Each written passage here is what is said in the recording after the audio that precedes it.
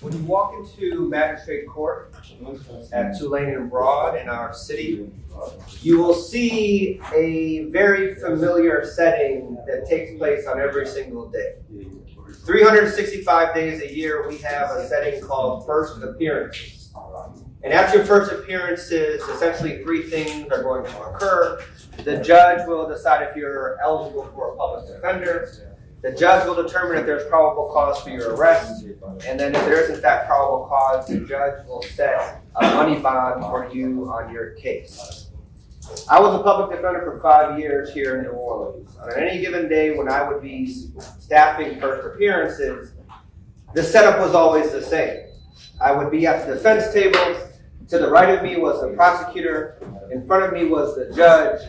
And to the left of me was the box. And this is kind of what the box looks like. It is essentially 3 rows, maybe 4 rows of wooden pews. And these are where the inmates will be sitting before their case is called. And on a regular day, the first row will be filled with 5 young black males in orange and in chains. And the second row will often be filled with 5 young black males in orange and in chains. And oftentimes the third row might be filled with 5 young black women in orange and in chains.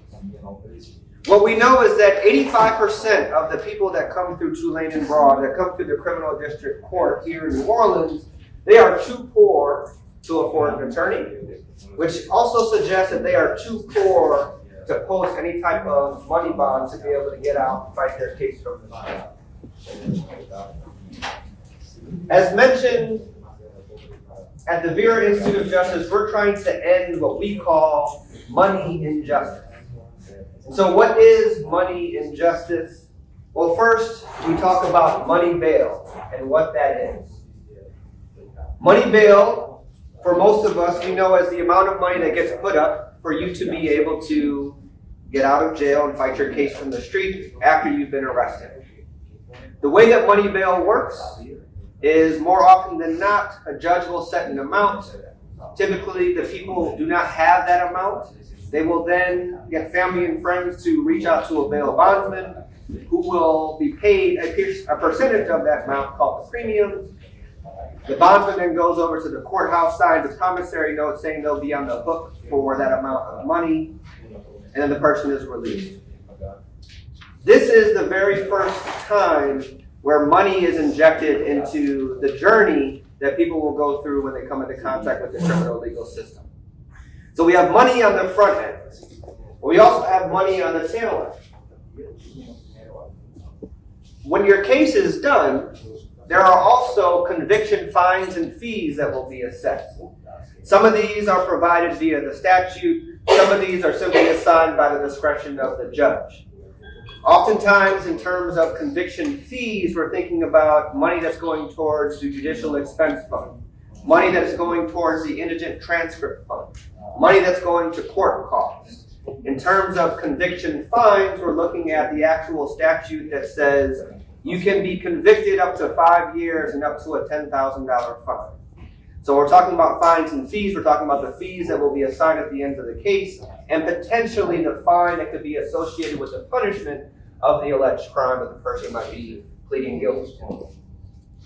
So when you combine these two, we call it money injustice. And the reason why we call it money injustice is because it represents the extraction of wealth from poor communities in New Orleans. And it's the extraction of wealth that we believe does not necessarily promote public safety. We believe it is actually taking valuable resources from families in our community and is putting them in a position where they are less stable to be able to provide for their families, to be able to go to work on a regular basis and not have to consider how much money is going to go towards their conviction fines or fees or having to save up to bond somebody out. We call this money injustice because we do not believe money should be injecting itself into our criminal legal system to promote public safety. We do believe that those things can be achieved without actual money. I'm going to go over a few terms. The first term that I mentioned was bail. I said money bail, but I'm first going to define bail for you all. Historically, bail means the right to be released. What this was supposed to be is everybody was eligible for bail. Everybody was eligible for the right to be released historically. And the amount would be set as an amount that would have to be paid if, in fact, that person did not show up to court. Over time, it has evolved into what we know as money bail. And the example that I had used is that if somebody has a $10,000 bond, they have to pay a premium. In Louisiana, the premium is 12%. Once they pay that premium, the person will be released. It's important to know, originally the term bail means right to be released. Now we often associate bail with that dollar amount that somebody has to put up to get out of jail. Premium. So if I get arrested, the law says that I have the right to be brought in front of a judge within 48 hours of my arrest.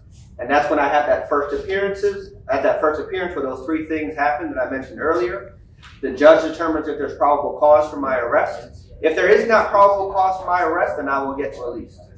If there is probable cause for my arrest, the judge will set a money bail amount.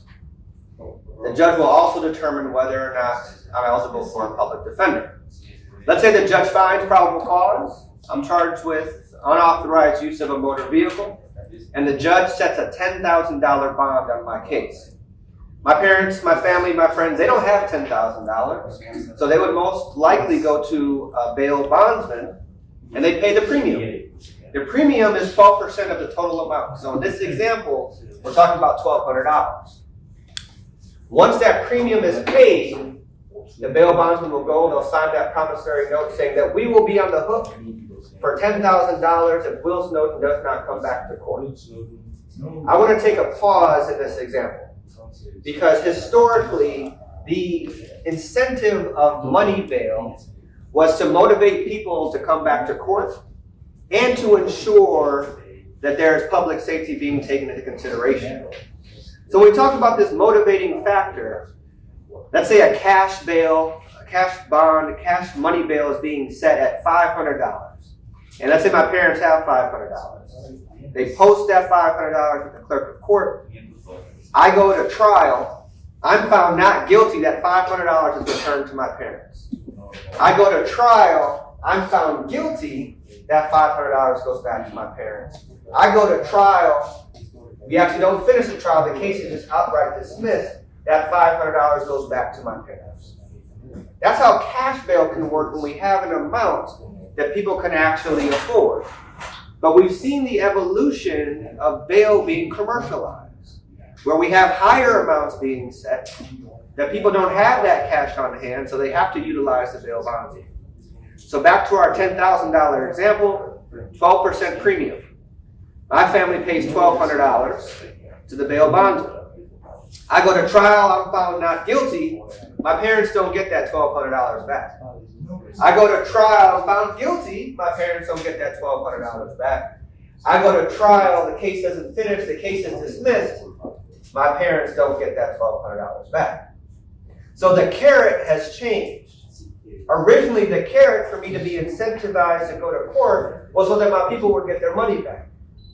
But now, since it's been majority of the time commercialized, the $1,200 is what's being paid to the bail bondsman, and that's how they're making their profit, regardless of the outcome of the case. And so I want to make sure we understand that distinction.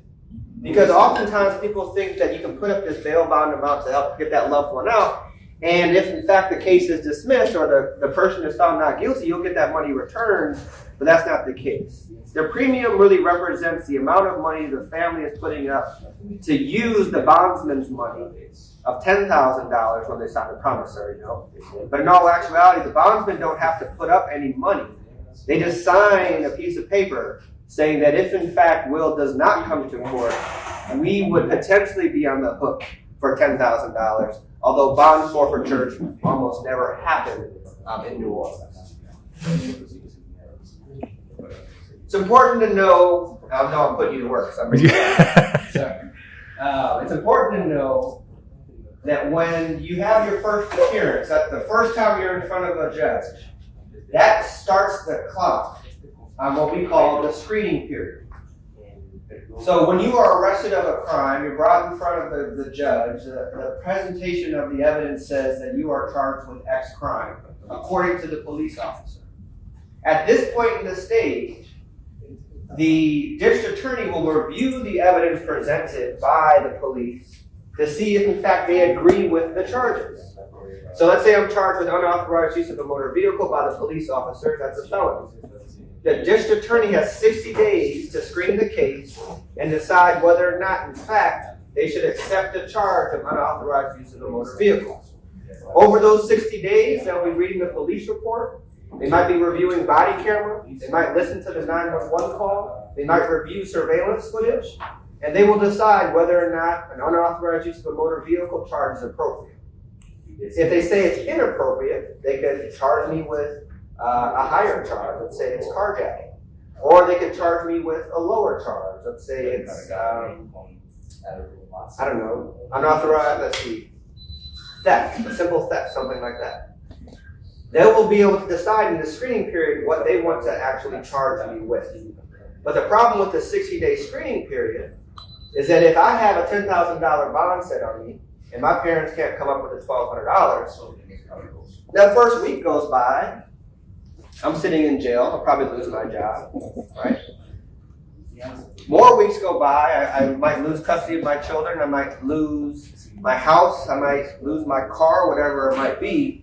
I'm sitting in jail for this duration of period when I haven't even been officially charged with the crime. So the screening period is 60 days for felonies and 45 days for misdemeanors. And just for comparison, in New York State, it's 5 days for misdemeanors and it's 8 days for felonies. So I provide that context so we can know how much long of a time we use in New Orleans to actually screen the cases. The example I referenced earlier, a $10,000 bail amount would be a 12% premium, would be $1,200. And that would be the amount of money that would need to be put up. Another term I want to share with you all that you may have come across in our report is a public safety assessment tool. So this is a type of risk assessment instrument.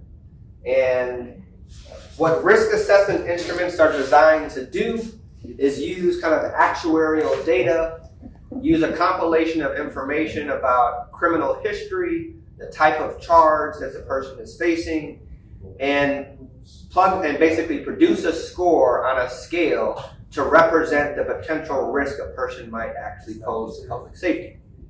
So we have the public safety assessment tool. It has a range of scores between 1 and 5. If you score a 1 or a 2, the recommendation is that you be released. If you score a 3 or a 4, the recommendation is you be released with particular conditions. If you score a 5, the recommendation is that you be considered for a detention hearing. It's not automatically a recommendation of being remanded, but it's a recommendation for the judge to take a closer look to see if this person poses a potential risk to public safety. So that's a tool that we are using in New Orleans. It's called a public safety assessment tool. I share that with you all because in the national landscape and conversation about risk assessment instruments, and this public safety assessment tool is a type of risk assessment instruments, there are concerns about the biases and racism that are baked into these risk assessment instruments. What I mean is that as a public defender, I knew people were pleading guilty for things they simply did not do because they wanted to get out of jail. But what that does is it creates a felony conviction on their records. Doesn't mean they were actually guilty of that felony, but now they have this conviction on their record. So if they come back in front of a judge again, now it appears that they have a prior felony conviction, so now their risk score is going to be higher than what it actually should be. That's why our report does not solely recommend a blind marriage to the recommendations of the report. Because there are spaces and concerns of the risk assessment instrument, we want to make sure there are other things being taken into consideration. I share that with you all because I think it's responsible for us to have an understanding that risk assessment instruments, they can be good. Risk assessment instruments also can be bad in the space of producing information that is based on the biases of our criminal justice system. So remember, we're talking about, right now I'm focusing on the screening period, the 45 days, the 60 days before a charge is actually accepted. And what happens is when people are sitting in jail, before their cases have been accepted, before they've been officially charged with a crime by the district attorney, there are consequences. And I talked about consequences of losing your job, right? I talked about the consequence of being kicked out of your home. I talked about the consequences of child custody. I remember representing somebody who was not able to be at the corner when their kids were being dropped off by the school bus and being reported to child services, so that when they actually got out of jail, they had to now go through a whole custodial battle to get their kids back. We also think about caring for older ones in our family. If you are a primary caretaker for an elderly person in your family, there's going to be consequences of you not being able to provide that care for that family. I share this with all of you to begin to think about, how is money bail keeping us safe? Oftentimes, we as a society envision jail as being this institution, of being this facility to keep dangerous and violent people away from us. But what we do at the Vera Institute of Justice is we ask government leaders, we ask community, who do you want in your jail? And most often than not, people will say murderers, rapists, people charged with these high-level violence offenses.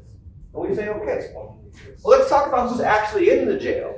People charged with substance abuse, people charged with, that have mental illness, people that are low-level, nonviolent felony offenses.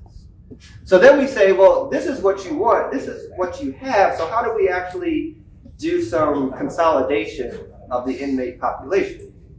We focus on money bail because we know that 30% of the people in the jail on any given night are there only because they are poor.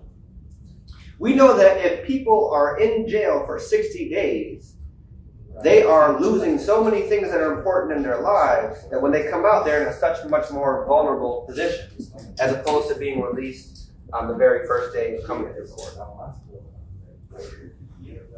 I'm going to share this quote with you from somebody describing their pretrial period and the consequences of it. During my father's incarceration, the lights got cut off.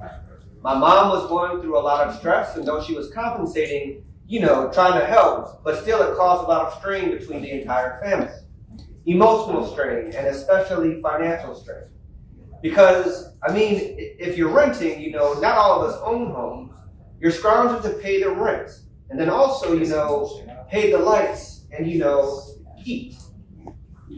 Here we have someone describing just basic living and survival, and having to take in consideration of, do I pay rent or do I pay the bill? Do I make sure our lights stay on, or do I make sure my loved one is able to come home? In this conversation, what's missing is an anchoring of considering public safety.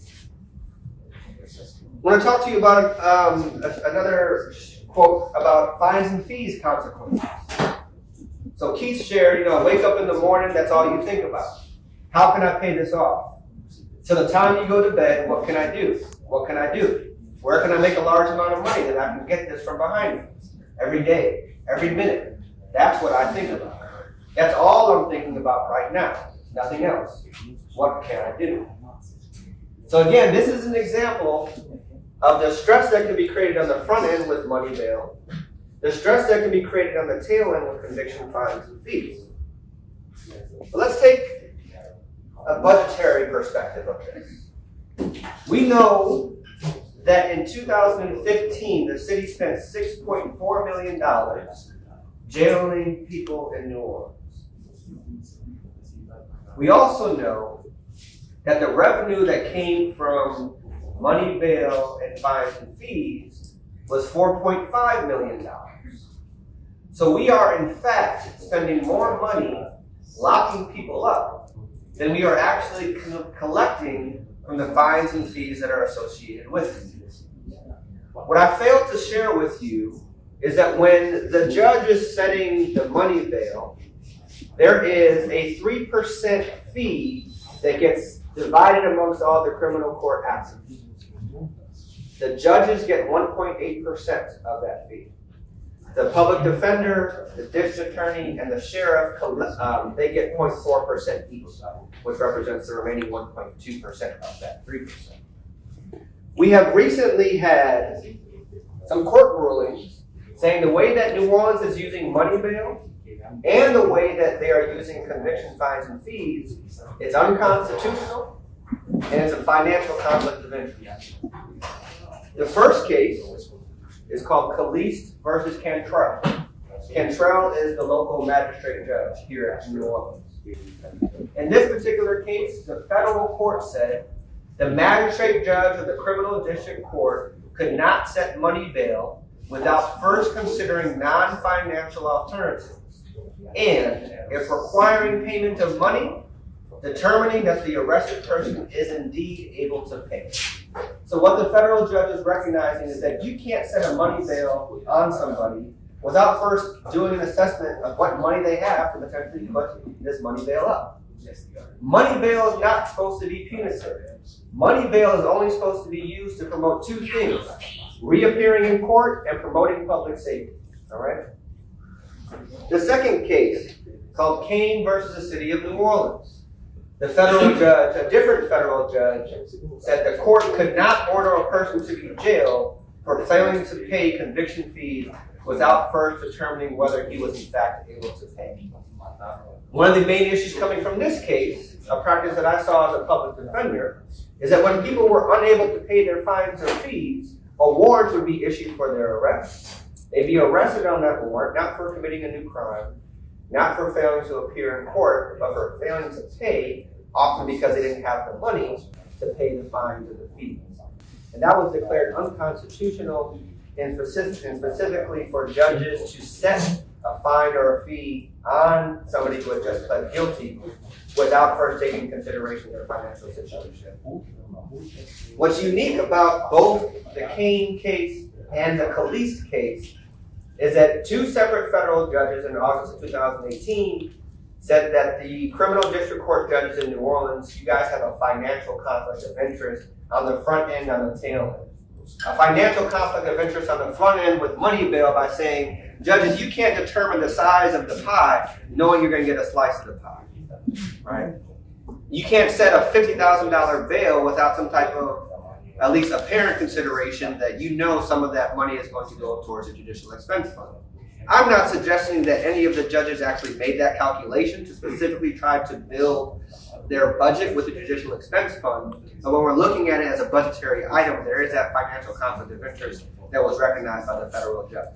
Similarly, on the tail end with fines and fees, they said you can't assess a fine or a fee knowing that that money's coming back to your own budget, and that's why there's a financial conflict of interest on the tail end.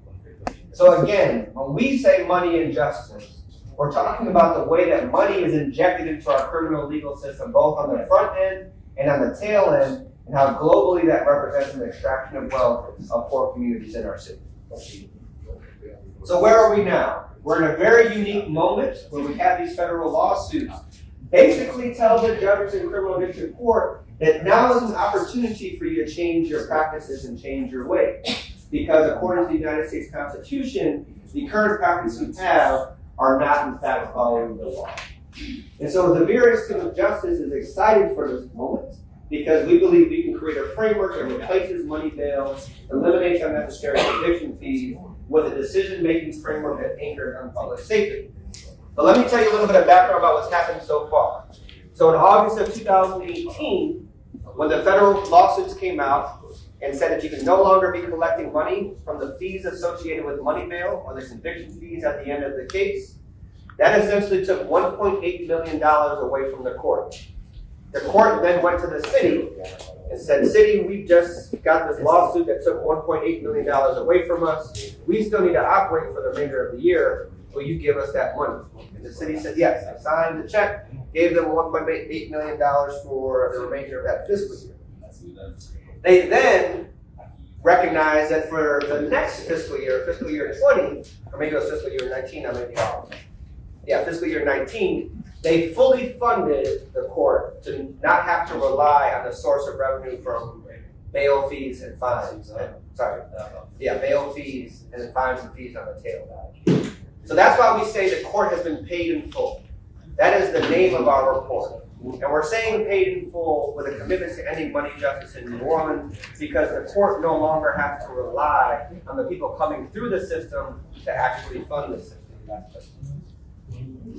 It's important to know that the court wasn't the only agency that was receiving funding from those fines and fees.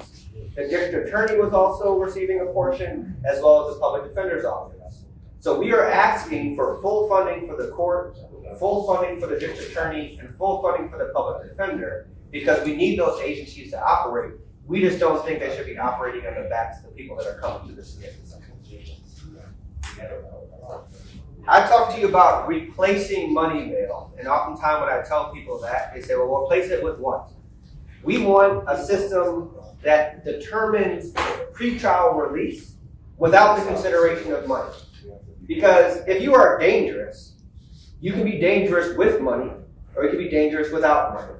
Right? If you are charged with attempted murder and armed robbery, and you are a millionaire, and let's say it's a strong case against you, and you post that bond and you get out, we're no more safer because you put up this amount of money. We also know that people are in jail because they don't have the money and they might be charged with a non-violent crime. So what we are suggesting is a decision-making framework that anchors on public safety. It's combining two things. The first is the public safety assessment tool that I mentioned earlier. And the second is considering what charge the person is actually facing. So if you are charged with any offense that has a mandatory prison term, our recommendation is that you get considered for detention. If you score a 5, which is the highest score on the public safety assessment tool, our recommendation is that you get considered for detention. If you score a 1 through 4, our recommendation is that you be released. If our recommendations were in fact followed, we would see anywhere between 300 and 600 fewer people in the jail, which demonstrates that our jail does not have the majority of those folks being charged with high violent felony cases. We also know that there would be an increase of 65% of individuals charged with those very high violent crimes, or a score of 5, that would be recommended for the hearing for detention. So what is the public safety impact of our plan being implemented? Money bail allows a small number of people who might cause serious harm to buy their way out of jail. So what we're saying is that the keys to the jail should not be the coins in your pocket. It really should be an assessment of, does this person pose any type of potential risk to public safety? And if they don't, what are alternatives to have that person be released and fight their case in the street? So let's say that after a hearing, you determine that you actually do have a high potential risk to public safety. Then the recommendation is that you be detained so that we can insulate ourselves from that potential risk to public safety. We know that fewer people who potentially pose no threat to public safety will be detained due to poverty, reducing incarceration's criminogenic effect. So this is just a fancy way of saying, like, people stay in jail longer, and that being in jail longer because they can't afford their bail can actually increase their ability to, or increase their tendency to resort to crime. What is the incarceration impact of implementing our plan? As I mentioned, if the recommendations of our plan are adopted, there's a total of 12, you can see anywhere between 300 and a little over 600 fewer people in our jail. And just for context, before Hurricane Katrina, before 2005, our average monthly jail population was 6,500 people, right? The average in... How many was that, the average? 6,500. Okay. 6,500 people per month. The average in May was 1,150. So a huge reduction, a huge testament that this size of a city doesn't need that size of a jail, but we still have a significant way to go because we're 1.3 times higher than national averages. What is the budgetary impact of implementing our plan? Well, we know that the city could actually save $3.7 million and $8.3 million over the course of the year. Between 3.7 and 8.3 by eliminating the unnecessary incarceration that results from a reliance on money bail and unnecessary probation detention. So our recommendations are taking a variety of things into consideration. Number one thing we're taking into consideration is public safety, which we all are concerned about in New Orleans. The second thing that we're worried about is having people in jail that just don't need to be there. But we're also worried about efficient use of city taxpayer dollars in terms of our budget. Our plan recommended, or with the recommendations being adopted, could save the city anywhere between $3.7 million and $8.3 million if we replace the way that we're using money bail. We want to have all of these city leaders have a conversation about how we can seize this moment, understand that money bail doesn't necessarily keep us safe, and how can we actually replace our money bail system with something that does. Thanks.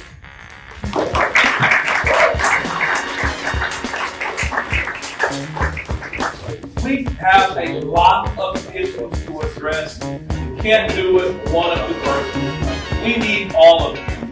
Please sign up tonight to learn, to share, and to be a part of what we're building. Thank you again for coming out. We look forward to having you live.